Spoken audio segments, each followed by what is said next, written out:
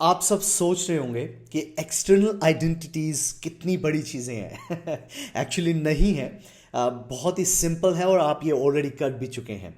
लेकिन गाइस इसके अंदर ना कुछ सेटिंग्स हैं जो आपको बहुत ज़रूरी पता होनी चाहिए और ये आपको हेल्प करेंगी जब आप किसी भी एक्सटर्नल आइडेंटिटी को या फिर एक्सटर्नल यूज़र को अलाउ करेंगे आपके रिसोर्सेज को एक्सेस करने के लिए। अब इसका ओवरऑल मतलब क्या है, देखिए फिलहाल आपने इनवाइट किया है एक एक्सटर्नल यूजर को विदाउट मॉडिफाइंग एनी सेटिंग, आपने टच भी नहीं किया सेटिंग्स को और आपने एक इनवाइट कर दिया, which is fine, it's okay. Because आपके पास एक रिक्वायरमेंट आई कि आपने एक स्पेशलाइज्ड ऑर्गेनाइजेशन है और वो पेनिट्रेशन टेस्टिंग करना चाहती है आपके एजोर एनवायरनमेंट का या फिर आपके ऑन प्रेमिसेस एनवायरनमेंट का, और आपको उसे इनवाइट करना है क्योंकि ये फिलहाल जो आपकी आइडेंटिटी है वो सिंक्रोनाइज्ड है माइक्रोसॉफ्ट एंट्रा से और जो कि क्लाउड आइडेंटिटी है। ठीक है, इट्स फाइन, आपने इनवाइट किया। अब इनविटेशन के साथ उसको डेटा भी एक्सेस होगा, उसको रेलेवेंट सर्विसेज की भी एक्सेसिबिलिटी मिलेगी, लेकिन आपके पास वो कंप्लीट कंट्रोल है क्योंकि कुछ सेटिंग्स ऐसी भी हैं, कुछ काइंड ऑफ लाइक इंक्लूसिव भी हैं, जिसका मतलब ये है कि अगर किसी भी एक्सटर्नल यूजर को एक डिफ़ॉल्ट सेटिंग्स के साथ लिया जाए और उसको अलाउ किया जाए आपके रिसोर्सेज को एक्सेस करने के लिए फॉर द एक्सटर्नल आइडेंटिटीज़, उसके पास इतनी पावर है कि वो कुछ और चीज़ें भी मॉडिफाई कर पाए। तो डेफिनेटली आपको एक बार सेटिंग्स को देखना पड़ेगा, आप क्या चाहते हैं एक्सटर्नल यूजर से, उसके पास कितनी परमिशंस होनी चाहिए और एटलीस्ट बाय डिफ़ॉल्ट हमारी सेटिंग क्या कहती है हमें, और हमारी ऑर्गेनाइजेशन ने जो हमें रिस्पॉन्सिबिलिटी दी है किस रिस्ट्रिक्शंस के साथ दी है, उन्होंने क्या कहा है कि जिसके बेसिस पे हम वो चेंजेस करें फॉर द एक्सटर्नल आइडेंटिटीज़। वो सारी चीज़ें आज इस वीडियो में आप सीखेंगे। बहुत ही सिंपल है, ज़्यादा मुश्किल नहीं है। So let's begin. Hello guys, my name is Harsh Jangra और इस वीडियो में हम दो इंपॉर्टेंट चीज़ें फिलहाल सीखेंगे। Number one, external collaboration settings, जिसमें आपको यह समझ आएगा कि जो आपके एक्सटर्नल यूजर्स हैं अगर आप उन्हें इनवाइट करते हैं तो बाय डिफ़ॉल्ट कौन सी सेटिंग्स हैं जिसके बेसिस पे आप इन्हें इनवाइट कर रहे हैं और किस टाइप का उन्हें एक्सेस मिलेगा as a by default setting.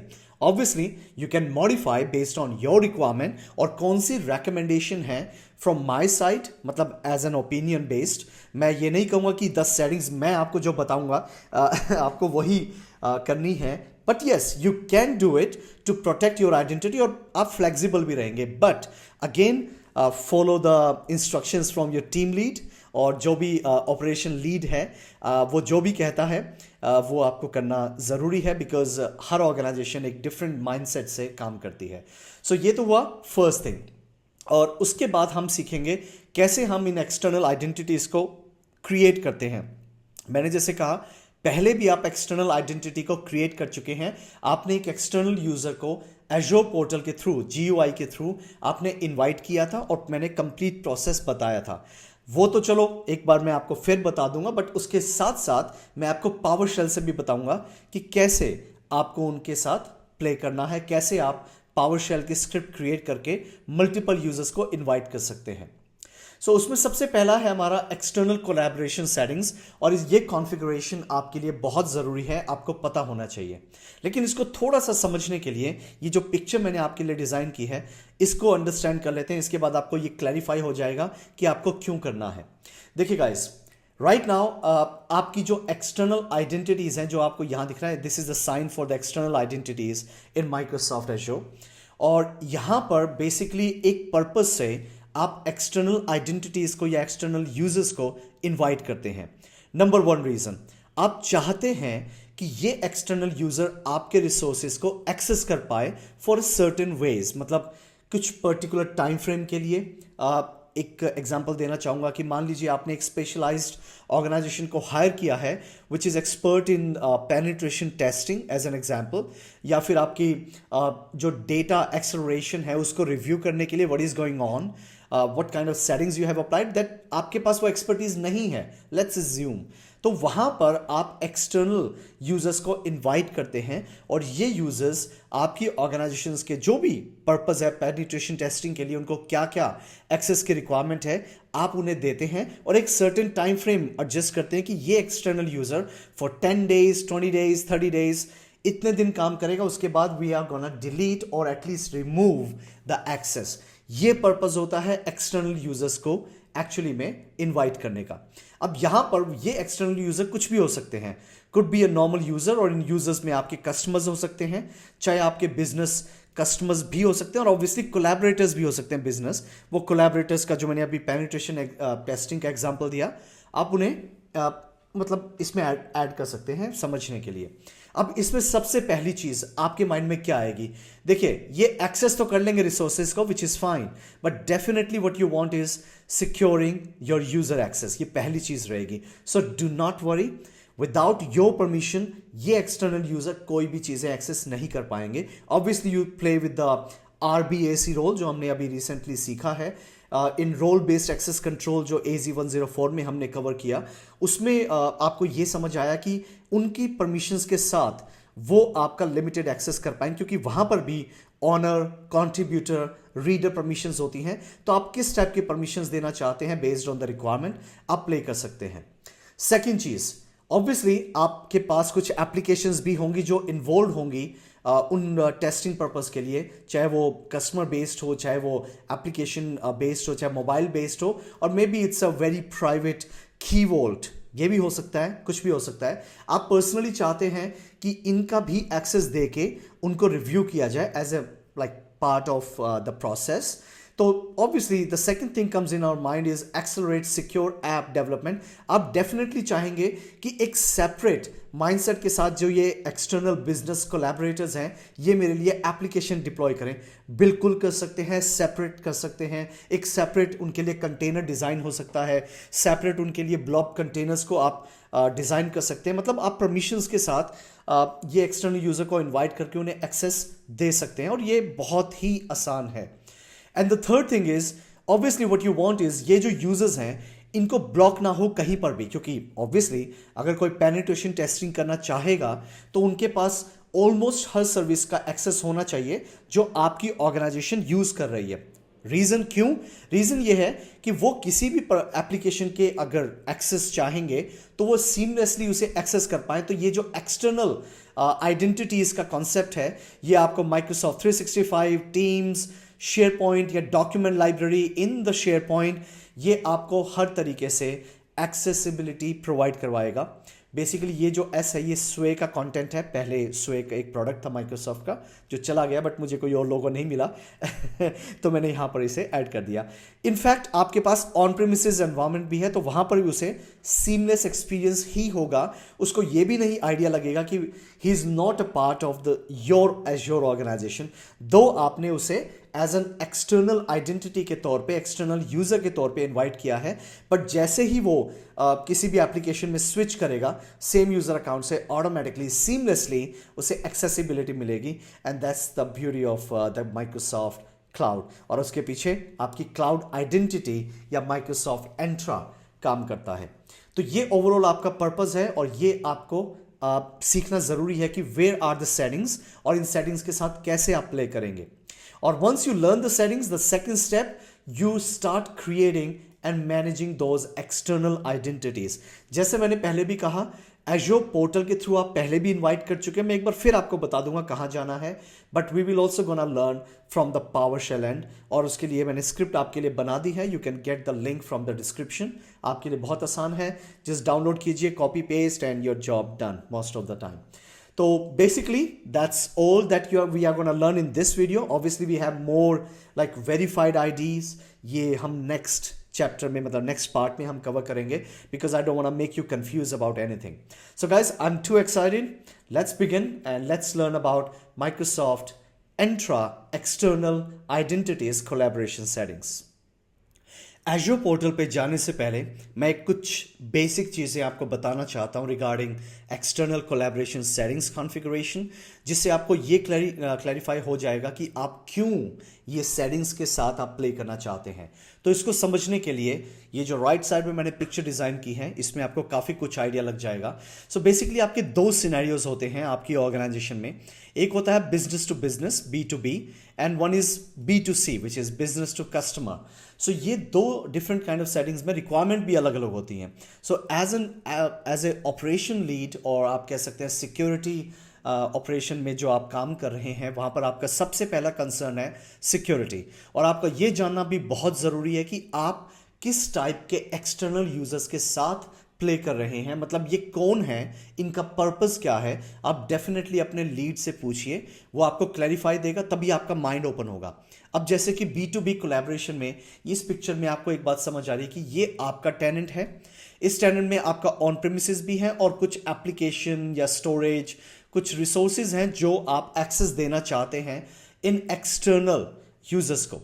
तो बेसिकली ये कोई भी हो सकते हैं, ये गूगल ईमेल आईडी भी यूज़ कर सकते हैं, फेसबुक भी, और या फिर किसी और एक्सटर्नल एंट्रा आईडी, मतलब कोई और ऑर्गेनाइजेशन भी हो सकती है, और मे बी SAML बेस्ड कोई और भी थर्ड पार्टी, जैसे कोई पर्सन सेल्स फोर्स में है, आप उन्हें भी एक्सेस देना चाहते हैं। तो बेसिकली ये कोई भी पार्टनर्स, वेंडर्स, सप्लायर्स, कोलैबोरेटर्स कोई भी हो सकते हैं। यहाँ पर एक चीज़ आपको ध्यान में रखनी है, यहाँ पर आपका जो सेटअप रहेगा कुछ ऐसा कि आपको अपने एंट्रा आईडी में जाना है और वहाँ पर आपको एक्सटर्नल यूजर्स को इनवाइट करना है मैन्युअली। यहाँ पर इनविटेशन आप भेजेंगे और वो सेल्फ सर्विस साइन अप होंगे, क्योंकि जब तक वो इनविटेशन को एक्सेप्ट नहीं करेंगे तब तक उनको एक्सेस नहीं मिलेगा उनकी सर्विस का। और उसके लिए सबसे पहले आपको इनविटेशन सेंड करना पड़ेगा, उसके बाद आपकी RBAC या जो भी आपकी परमिशंस हैं वो काम करेंगे आपके रिसोर्सेज को एक्सेस करने के लिए।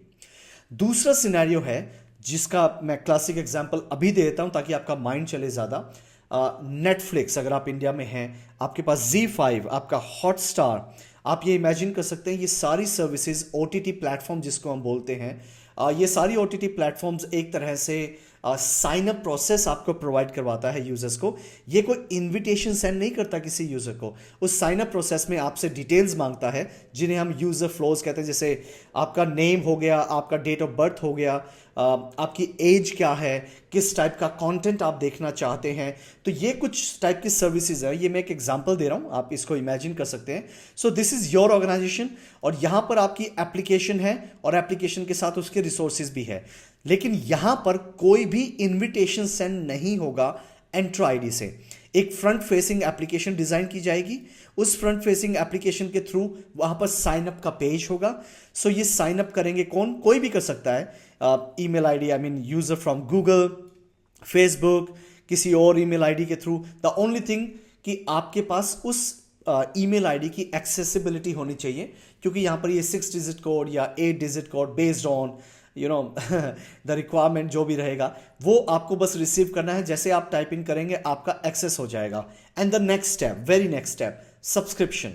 आप जब सब्सक्रिप्शन परचेज करेंगे, आपने किस टाइप का सब्सक्रिप्शन परचेज किया है उसके बेसिस पे आपकी पॉलिसीज यहाँ होंगी। यहाँ पे कस्टम पॉलिसीज आप लगा सकते हैं, मतलब कि अगर आपने फुल फीचर्ड एक्सेस मतलब आपने साइन अप किया है तो आपको हर सर्विस का एक्सेस मिलेगा। अगर आपने थोड़ा लो लेवल पे आपने फ्री एक्सेस लगा लीजिए एज एन एग्जांपल, तो आपको प्रीमियम जो आपके कंटेंट है उनका एक्सेस नहीं मिलेगा। और ये कैसे होगा, because of the custom policies जो आपने अप्लाई की है on that particular subscription based, right. तो ये 2 सिनेरियोज हैं और इन्हीं 2 सिनेरियोज के रिगार्डिंग आपकी ये सेटिंग्स हैं। जब आप इन सेटिंग्स के साथ प्ले करेंगे आपको ये सारी चीज़ें आपके माइंड में आएगी कि आप क्यों कर रहे हैं, उसका पर्पस क्या है, आपको क्या मिलेगा, ये सारी चीज़ें आपको वहाँ पर देखने को मिलेंगी। तो बेसिकली एक और चीज़ है जो मैं एड ऑन करना चाहता हूँ ताकि आपका माइंड ओपन रहे। यहाँ पर आप सेलेक्टिव डोमेन्स को भी सेलेक्ट कर सकते हैं कि domain from this particular, like for example google.com या gmail.com, नॉट google.com, gmail.com से ही जितने भी इन्विटेशंस हैं या फिर जितने भी साइनअप्स हैं वहीं से हों। आप इस टाइप की सेटिंग्स भी अप्लाई कर सकते हैं inside the external collaboration settings and the configuration. And don't worry, I will show you in just a minute. बस मैं आपको ये एक माइंड सेटअप करना चाहता था कि आपको इन 2 टाइप की चीज़ों के साथ प्ले करना पड़ेगा when you have to start accessing the settings for the external identities. So guys, चलिए माइक्रोसॉफ्ट एज़्योर पोर्टल पे चलते हैं और वहाँ पे हम देखते हैं कि कैसे ये सेटिंग्स आपकी हेल्प करती हैं। To configure the external collaboration settings, it's so simple और बहुत ही आसान है। आपको बस ये पता होना चाहिए कि जाना कहाँ है। उसके लिए 2 पर्टिकुलर आपके स्पेस हैं जहाँ पर आप जाकर एक्सटर्नल कोलैबोरेशन सेटिंग्स को कॉन्फ़िगर कर सकते हैं।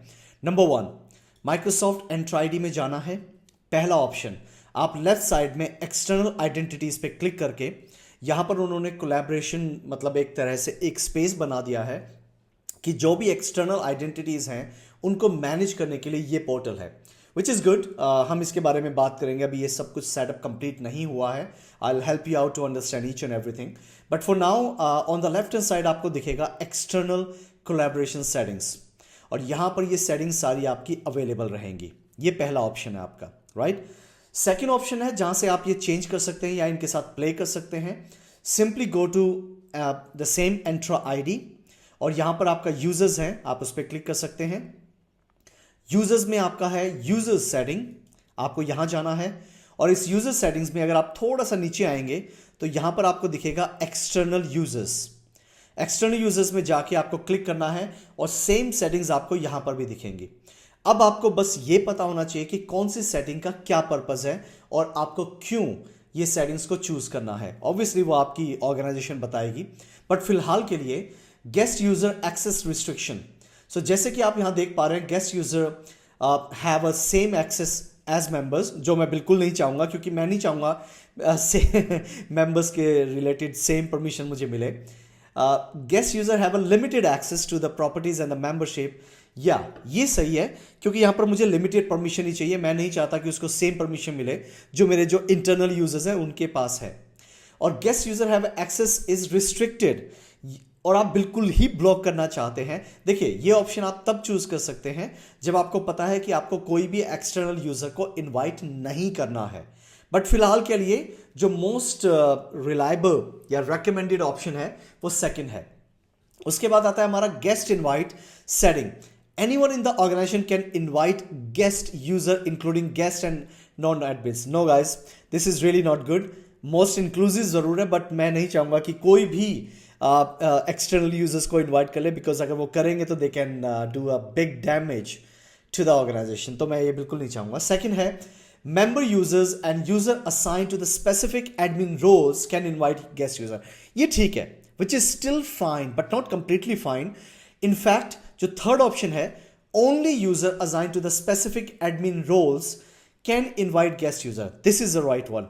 क्योंकि सिर्फ admin roles जिनको assign हुआ है, specific का मतलब होगा user administrator या complete service administrators, यही invite कर सकते हैं। तो third option is really good।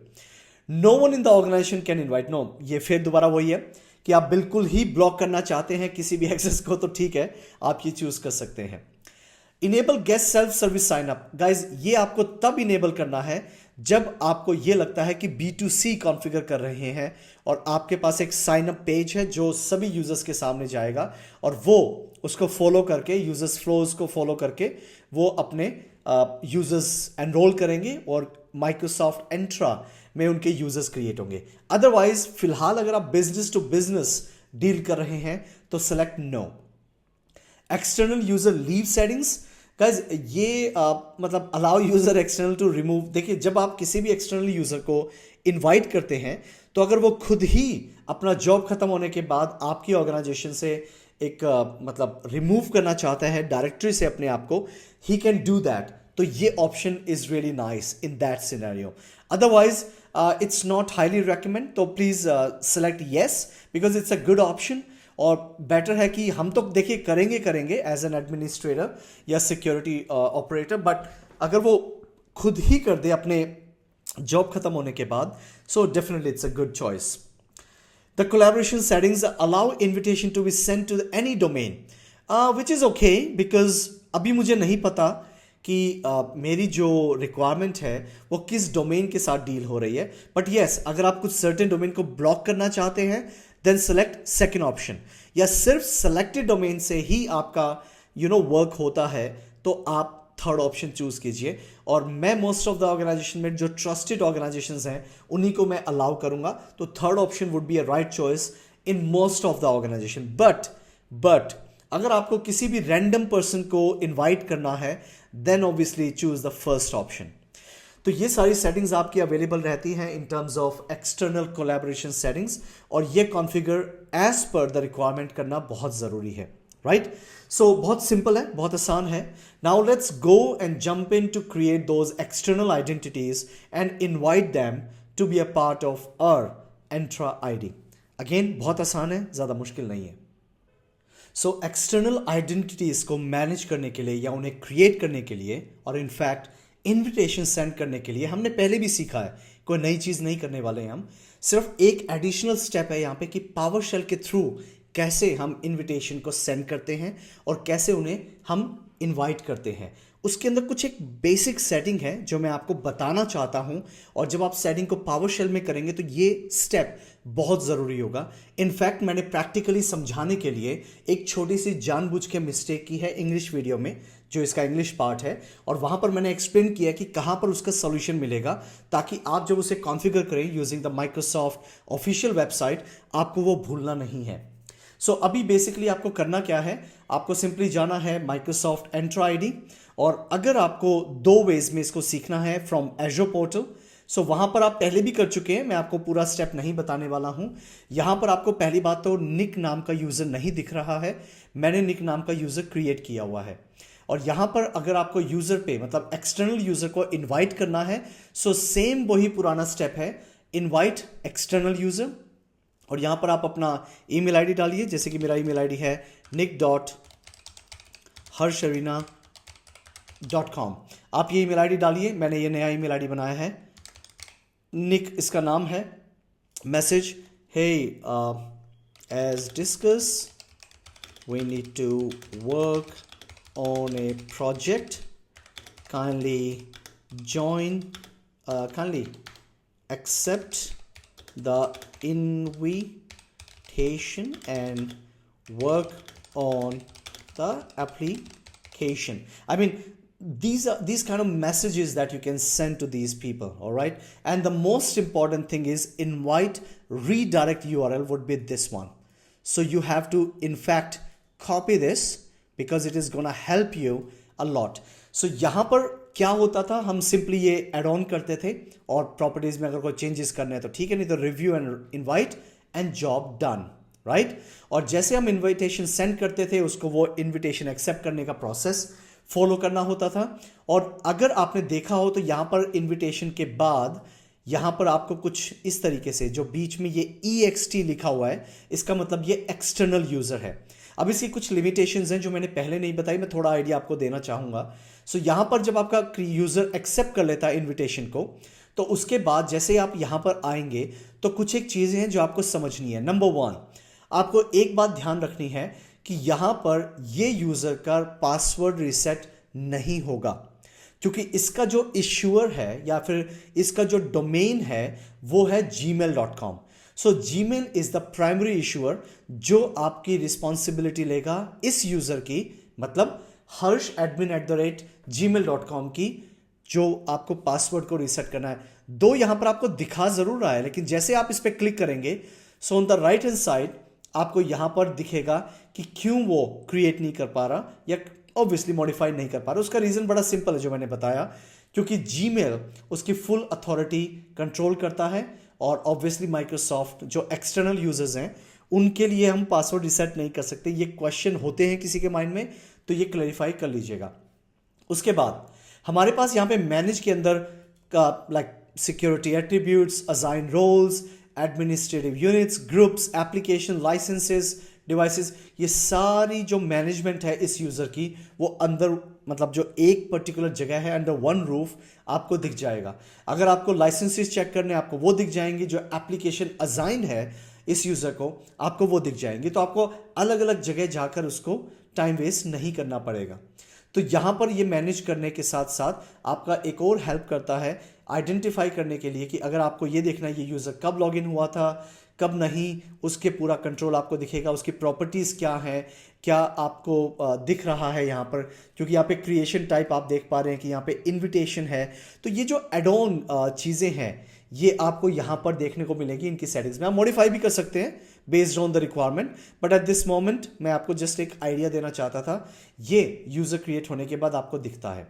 Now हमारा नेक्स्ट स्टेप है जो मैं आपको बताना चाहता हूँ, बिकॉज वो दोनों चीज़ों में कवर अप होता है, वो है हमारा पावर शेल के थ्रू यूज़र कैसे क्रिएट होते हैं एक्सटर्नल, मतलब एटलीस्ट इनविटेशन उनको कैसे सेंड किया जाता है.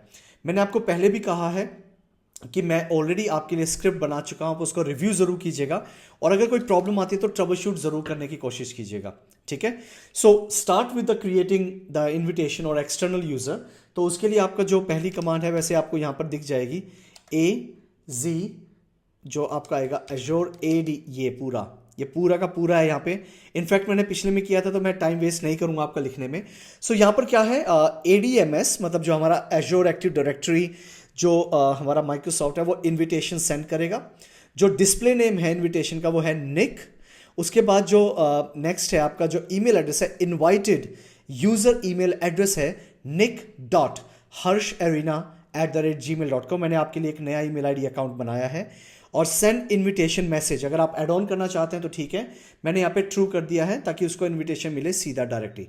सो वंस यू प्रेस एंटर, ये आपका आएगा इनवाइट रीडायरेक्ट यूआरएल। बिकॉज जैसे आप वो प्रोसेस कर देंगे तो आपको याद होगा कि मैंने ये आपका एक इनविटेशन यूआरएल मैंने कॉपी किया था during the time of creation.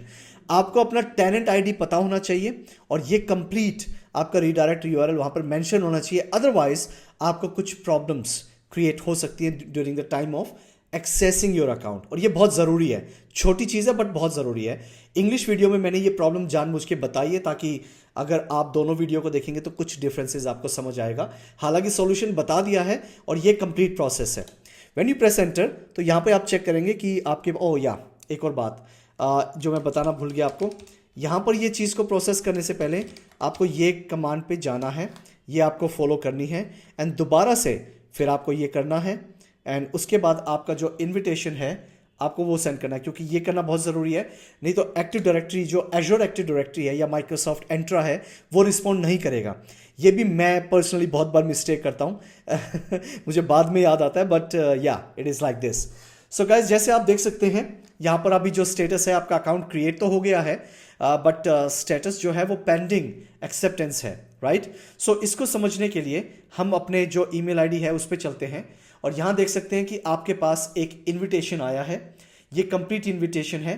तो मैं यहाँ पे एक्सेप्ट इनविटेशन पे जाऊँगा और पहले मैं इसको एक्सेप्ट करूँगा और एक्सेप्ट करने के बाद अगर कोई वो स्टेप फॉलो मांगेगा, वैसे आपके लिए बता देता हूँ, इससे पहले एक स्टेप आता है उसमें वेरीफाई करने के लिए कुछ 8 डिजिट कोड जनरेट करता है सेम ईमेल आईडी पे nick.harsharina@gmail.com पे। वो आपको जस्ट ऐड ऑन करना है, फिर ये स्टेप आएगा और आपका जो रीडायरेक्ट यूआरएल है अगर वो करेक्ट है तो आपको ये पेज दिखाएगा, नहीं तो वो रीडायरेक्ट होगा ही नहीं। और यहाँ पर आप देख सकते हैं कि अगर आपको परमिशन है, अगर आपके पास जो एप्लीकेशन की परमिशन है या आपके अकाउंट की या आपके जो ग्रुप्स हैं, आप वो डैशबोर्ड में देख सकते हैं। आपके पास कंप्लीट यहाँ पर कंट्रोल रहेगा और यहाँ पर जो माइक्रोसॉफ्ट एजोर है वो आपको इनविटेशन सेंड करके उसे एक्सेप्टेंस में लेके जाएगा। सो आपने जैसे ये एक्सेप्ट कर लिया, अगर आपको वेरीफाई करना है कि क्या ये यूज़र एग्जिस्ट करता है, वैसे तो मैं आपको यहाँ बता सकता हूँ, रिफ्रेश कीजिए, यहाँ पर आपको निक दिख जाएगा और ये रहा आपका यूज़र। लेकिन फिर भी अगर आप वेरीफाई करना चाहते हैं तो यहाँ पर आप जा सकते हैं, एजोर AD यूज़र, ये भी आ गया, मैंने ऑलरेडी ट्राई किया था तो ये पहले से आ गया। Azure AD user dash filter mail equal to जो ईमेल आईडी है वो है nick.harsharina। ये वेरीफाई करना चाहता हूँ क्या ये यूज़र एग्जिस्ट करता है। व्हेन यू प्रेस एंटर ये आपको यहाँ पर दिखा देगा कि उसकी डिटेल्स क्या हैं, तो इससे आप वेरीफाई कर सकते हैं कि ये यूज़र आपका अवेलेबल है और एग्जिस्ट करता है। सो गाइज ये आपका कंप्लीट स्टेप है, कैसे आप पावरशेल के साथ इनवाइट कर सकते हैं यूज़र को, कैसे आप उन्हें एक्सेप्ट करेंगे इनविटेशन को और कैसे आप उन्हें प्रोसेस करेंगे। तो ये कोई ज़्यादा डिफ़िकल्ट वर्क नहीं है। और एक और चीज़, अभी हमारी एक वीडियो तो चलो आज के लिए तो कंप्लीट हो गई है, लेकिन वैसे ये कंप्लीट नहीं हुई। अभी इसमें की वोल्ट का क्या यूज़ है, उसमें वेरीफाइड आईडी कैसे उनमें यूज़ करेंगे, वो स्टेप कंप्लीट होने के बाद ये चैप्टर जो है एक्सटर्नल आइडेंटिटीज़ का वो कहीं ना कहीं कंप्लीट हो जाएगा, बट अभी के लिए नहीं है। अभी हमारी थोड़ा सा पार्ट अभी बचा हुआ है। I will work on this.